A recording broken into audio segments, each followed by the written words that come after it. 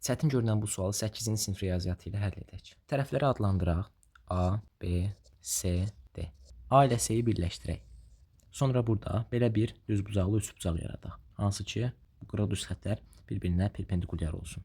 Bu zaman bu fiqur düzbucaqlı olur. Yəni, bura 9 olur, bura 7 olur.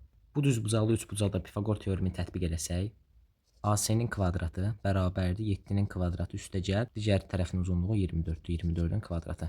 Bu 7, 24, 25 düzbucaqlı üçbucaqdır. Yəni AC bərabərdir 25 sm. Və biz bilirik ki, kvadratın diaqonalı onun tərəfinin kökdə 2 misinə bərabərdir. Yəni 25 bərabərdir A kökdə 2. Yəni A da bərabərdir 25 böl kökdə 2. Məxrəci irrasionallıqdan azad eləyək. 25 kökdə 2 böl 2 olacaq. Yəni 12,5 kökdə 2. Kanala abunə olub videoları bəyənməyi unutmayın ki, belə videoların davamı gəlsin. Sağ olun.